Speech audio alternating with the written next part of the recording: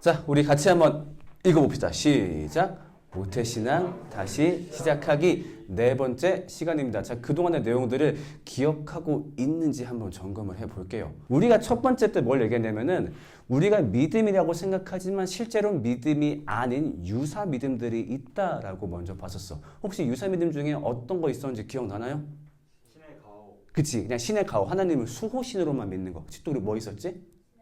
신의 존재, 그치. 하나님의 그냥 계시겠지. 그냥 하나님의 존재를 믿으면 난 신을 믿는 거야. 이건 좀 아니라고 했었어. 왜냐면 타종들도 다 믿으니까. 또 뭐 있었지? 그리고? 나의 신념. 그치, 나의 신념. 그렇게 될 줄로 믿어. 그치? 이거는 스스로에 대한 확신이지 하나님에 대한 믿음이라고 할 수 없다라고 얘기했었지. 그리고 기타 몇 가지들이 있었어. 그래서 그 다음에 뭐였냐? 유사 믿음 그것도 괜찮지 않아? 그냥 어쨌든 하나님을 믿는 거잖아. 근데 아니다. 유사 믿음으론 안 된다. 그거를 예수님이 싫어하신다. 라는 사건을 예수님의 어떤 사건을 통해서 우리가 공부했었죠? 오병이어. 그치? 그 사건 보니까 예수님이 화가 나셨다. 현장에 모인 사람들한테. 그 사람들이 안 믿었어? 안 믿었나? 아니야. 예수님은 믿었어. 그리고 열심히 믿었어. 그런데도 그 믿음의 내용이 올바르지 않았기 때문에 예수님이 화가 나셨다. 자, 그럼 어떻게 할 것이냐? 우리가 올바른 믿음을 믿어야 된다. 그게 바로 뭐에 대한 믿음이라 했지? 하나님이 우리에게 주신 십자가 구원을 믿는 게 진짜 믿음이라고 얘기했습니다. 진짜 믿음이 예수님의 구원을 믿는 믿음인데, 자, 근데 이게 애매하더라. 내가 구원을, 십자가에서 구원받은 거 오케이. 그냥 알고 있는 걸 수도 있고 진짜로 믿는 걸 수도 있는데 그 둘은 다르니까 우리가 어떻게 진짜로 믿고 있는지 아니면 그냥 알고 있는 건지 구분할 수 있을까? 점검 질문을 통해서 지난 시간에 그것을 분석해보는 시간을 가졌었어. 이걸 하는 이유가 뭐냐면은 가려내는 작업이 아니야. 너 진짜인 것 같아? 너 가짜야, 너 나가, 마. 너 가짜야. 이렇게 가려내는 작업이 아니라 너희들을 돕는 작업인 거야. 왜냐면은 너희들한테 묻고 싶은 거야. 정말로 신앙이 주는 행복을 누리고 있니? 지금? 하나님을 믿으면 신앙을 가지고 있으면 그 삶이 행복하대. 요한복음 보니까 우리한테 풍성한 삶이 허락되었대. 그걸 진짜 느끼고 있어?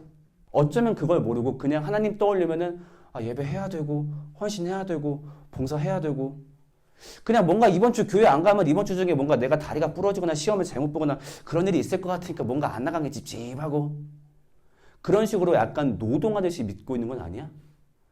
대부분 그 이유는 뭐냐면 우리가 진짜 믿음을 아직 모르거나 가지고 있지 않기 때문에 발생하는 현상이거든. 그래서 너희를 돕기 위한 과정인 거야. 얘들아, 니네가 만약 이걸 못 누리고 있다고 한다면 아직 믿고 있지 않은 건지 한번 점검해봐. 그걸 도와줄게. 그게 여태까지의 이야기였습니다. 자, 그렇다면 오늘은 뭘 얘기할 거냐면은 자, 따라 읽어봅시다. 혹시 어렵나요? 이건요. back이란 거고요. 이거 안 해도 되죠, 그렇죠? 자, 이거 봅시다. 시작. back to basic. 한 번 더 시작. back to basic. 만약에 내 안에 믿음이 없다라고 판단된다면은 진짜 우리 기초로 돌아가 보자는 거야. 모든 전제 물리치고 내가 목사님 아들인데 장로님 아들인데 교회 다닌 지 20년인데 오케이 그거 다 빼고 진짜 구원이 뭔지 처음부터 차근차근 빌딩을 같이 해보려고 해. 자, 그러면은 그런 믿음을 쌓으려고 할 때 어떻게 하면 믿음을 세울 수 있나? 오늘은 여기에 대한 얘기를 해볼 거야. 그래서 그동안 과정을 통해서 내가 진짜로 믿고 있지 않네? 라고 파악이 되었다라고 한다면 이제부터는 오케이. 그럼 그 진짜 믿음, 하나님의 구원을 하는 그 믿음을 쌓기 위해서 이제부터 어떻게 해야 될까? 굉장히 구체적으로 말씀을 통해서 하나하나 세워나가볼 예정입니다. 우리가 믿음을 형성할 때요. 믿음의 재료가 있어요. 요리를 만들 때 요리에 재료가 있는 것처럼 믿음을 만들 수 있는 믿음의 재료가 세 가지가 있습니다. 이걸 하나하나 분석해 볼 거야. 첫 번째 재료는 뭘까? 다 같이 볼게요. 따라하겠습니다. 의지. 한 번 더. 의지. 네, 의지예요. 너무 당연한 거겠지.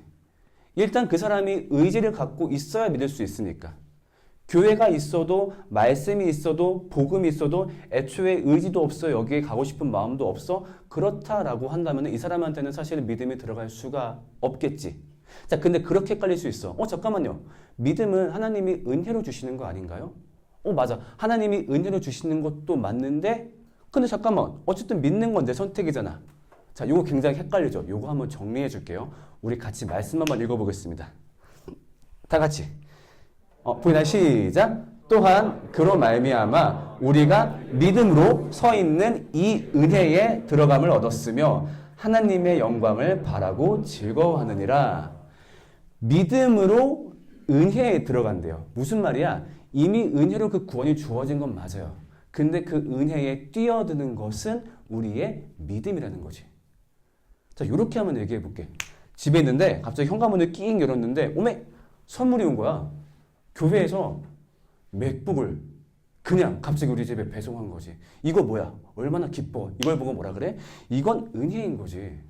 자, 근데 이거 은혜, 너무 고마운 거지. 맥북이 왔으니까. 고맙다. 은혜. 우와, 우와, 우와. 보고만 있어. 자, 그럼 맥북 쓸 수 있어요? 없어요? 못 써. 이거를 뜯고 우리 집으로 가져와야 돼. 그 과정을 보고 뭐라고 할까요? 그 과정이 바로 믿음이고 의지예요. 그러니까 어떤 건지 알겠죠? 그러니까 우리에게 은혜로 그 구원을 누릴 수 있는 상황이 되었고 그것을 받아들이는 것은 개인의 의지가 반드시 동반되어야 한다. 자, 그래서 요한계시록에 중요한 말씀이 있죠. 볼지어다 내가 문 밖에서 두드리노니 누구든지 문을 열면. 그렇죠? 두드리신대요. 그냥 문 따고 쾅 이게 아니라 두드리신대요. 우리가 우리의 의지로 그 문을 열어야 됩니다. 그래서 믿음의 제도 첫 번째는 뭐다? 의지. 한번 더 따라합니다. 의지. 오케이. 이게 첫 번째. 자, 그 다음 제로 볼게요. 따라합니다. 지식. 자, 근데 우리나라 문화권에서는 보통 우리나라가 반지성주의가 조금 강한 느낌이 있잖아요. 그렇게 탁상 공론을 하고 그래? 뭐야 그렇게 따지고 묻고 그래? 약간 그런 느낌이 있다 보니까 이 지식이라는 단어를 별로 좋게 안 느끼는 경우가 가끔 있는데, 자, 근데 기독교는요 단 한 번도 반지성주의로 흘러간 적이 없어요. 기독교를 그냥 아는 거 안 중요해, 그냥 믿어, 덮어놓고 그냥 믿어, 열심히 믿으면 되지, 교회 자주 나오고 뭐 하나님에 대해서 조금 모르면 어때? 그렇게 설명한 적이 단 한 번도 없다. 그래서 하나님을 믿을 때 지식은 안 중요해, 복음은 안 중요해. 그것은 기독교가 아니라는 거지. 자, 그래서 우리가 아까도 얘기했지만 하나님을 내 마음대로 막 믿으면 안 된다라는 것을 예수님의 어떤 사건을 통해서 다 같이 봤었지? 오병이어 사건을 통해서 우리는 봤었지. 막 믿으면 된다? 어쨌든 그냥 믿으면 된다? 절대 아니에요. 올바른 복음의 지식을 통해서만 우리가 믿음을 가질 수 있어요. 그렇잖아. 그러니까 누가 나한테 갑자기 와가지고 야, 너 저 사람 알아? 모르는데? 야, 되게 고마운 사람이야. 빨리 고마워해. 할 수 있어? 없어? 없어. 누군지 모르는데? 저 사람이 나한테 뭘 했는지 모르는데? 그걸 먼저 들어야 우리가 그 사실을 감사하다고 고백할 수 있겠죠. 네, 이거 같이 한번 읽어볼게요. 시작. 여러분도 그리스도 안에서 진리의 말씀 곧 여러분을 구원하는 복음을 듣고서 그리스도를 믿었으므로 약속하신 성령의 날인을 받았습니다. 성령의 날인이 뭘까요? 여러분, 날인 뭐예요? 날인? 여러분 나중에 임관하면 실컷 봐야 되는 거. 찍는 거. 날인은 내가 만약에 여기 있는 홍이의 맞박에 내 날인을 꽝 찍었어. 그럼 뭔 뜻이야? 홍이는 누구 거? 내 거. 내 거. 물론 기본적으로 안 좋겠지만. 그러니까 무슨 말이냐? 우리가 성령님께 됐대요. 즉 우리가 구원받았대. 그게 어떻게 가능했냐고? 우리가 우선 구원하는 복음을 들었으니까. 그렇기 때문에 이 지식이 반드시 선결 조건이라는 거죠. 자, 그 다음에 마지막 봅시다. 마지막 재료. 의지도 있어. 지식도 있어. 자, 그럼 모든 사람들이 이렇게 의지로 공부만 하면은 다 하나님을 만나요? 다 믿음을 가져요? 우리는 그렇지 않은 사례를 굉장히 많이 봐. 그렇잖아. 성경이라는 책을 연구한다고 다 하나님을 믿는 건 아니야. 우리보다 성경을 더 잘하는 비그리스도인들 진짜 많아. 근데 그 사람들이 다 하나님을 믿지는 않지. 마지막 하나가 더 있어야 돼요. 따라합니다. 성령의 도우심이 반드시 있어야 돼요. 말씀 다 같이 시작. 성령을 힘입지 않고서는 아무도 예수는 주님이시다 하고 말할 수 없습니다. 누구를 힘입지 않고서는? 성령을 힘입지 않고서는. 이 마지막 순간에 마치 체리 온 더 탑 마냥 우리의 지식을 믿음화시켜 주시는 성령님의 도우심이 있어야 우리가 그 사실을 고백할 수 있는 거죠. 진심으로. 진짜 많이 봤어요. 바깥에서 어떤 분들이 야, 나 진짜 안 믿어진다 라고 고백하는 사람들을 좀 만나봤었어. 그러니까 이분들은 정말 열심히 공부했고 성경에 대한 지식도 나보다 더 풍부한데 도저히 안 믿어진대. 그런 분들이 있더라고. 그 나도 좀 비슷했던 게 뭐냐면은 나 같은 경우도 이 복음의 지식을 쌓은 시간하고 하나님을 영접하게 된 시간하고 좀 거리 간격이 있었어요. 그러니까 듣자마자 이 내용이었구나라고 한 게 아니라 처음에 들을 때 그냥 이런 내용이구나 덤덤하게 듣다가 어느 순간 성령의 도우심이 온 순간에 내가 그걸 딱 믿을 수 있게 되더라고요. 자, 그러면 재료 세 가지 한번 다 같이 종합해 봅시다. 따라합니다. 의지, 지식, 성령.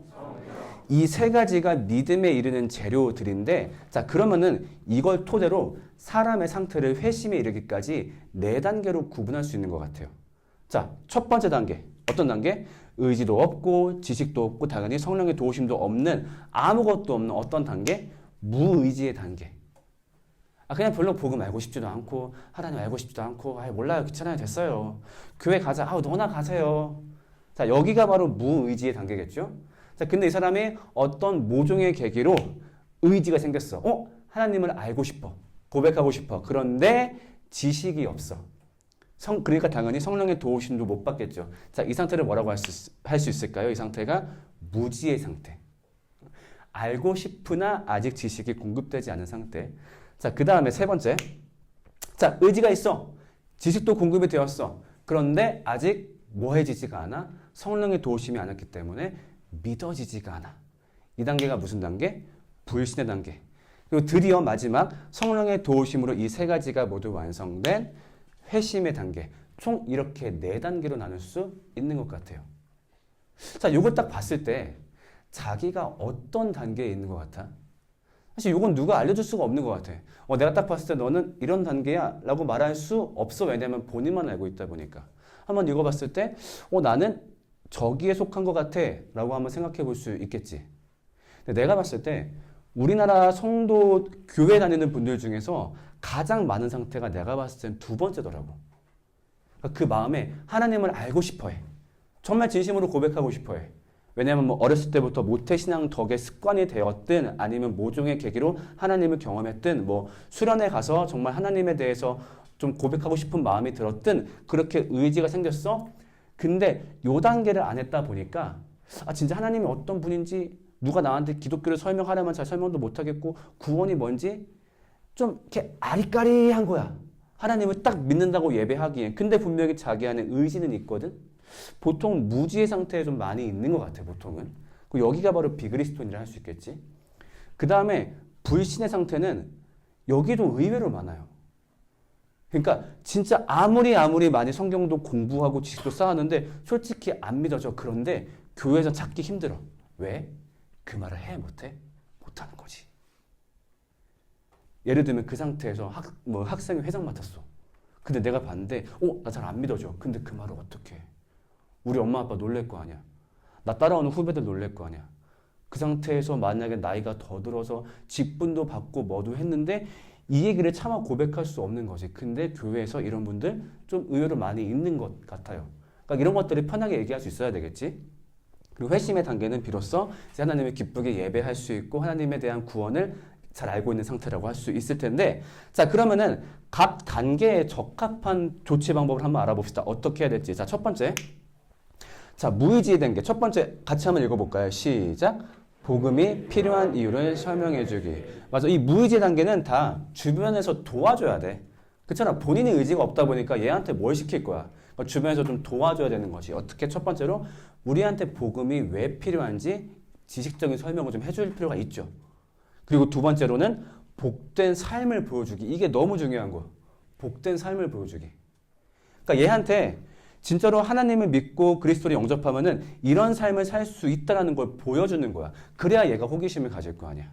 너무 중요한 문제겠지? 그 다음에 마음의 장벽을 들어주고 해소해주기. 그러니까 무슨 말이냐면은 가끔 교회에 의지가 없는 사람들 중에서 교회에 대해서 너무 큰 상처가 있거나 아니면 오해가 있거나 아니면 풀리지 않는 너무 화가 나는 지점이 있거나 예를 들면 목사님들 왜 그렇게 뉴스에서 범죄 소식이 많이 들리는 겁니까? 이게 맞아요? 이런 얘기라든가 아니면 기독교가 뭐를 반대한다는데 그게 정말입니까? 이런 마음의 장벽 있을 수 있을 테니까 그런 것들을 들어주고 공감해주거나 해명해주거나 뭔가 그런 조치가 필요하겠죠. 주변의 도움이 필요합니다. 자, 그 다음부터 이제 자기의 노력이 필요한 이제 무지의 단계. 첫 번째 읽어볼까요? 시작. 복음의 핵심을 배우기. 너무너무 중요한 거. 복음의 핵심을 배운다. 이건 무슨 얘기냐면은 이게 약간 말이 달라요. 성경을 배운다랑 복음을 배운다랑 비슷하면서 조금은 달라요. 왜냐면은 이렇게 한번 얘기해 보자고. 이스라엘 왕 순서를 누가 다 외운다고 해보자. 사울, 다윗, 누구 막 다 외워. 근데 그거를 다 외운다고 하나님의 구원을 알게 되는 건 아니겠지.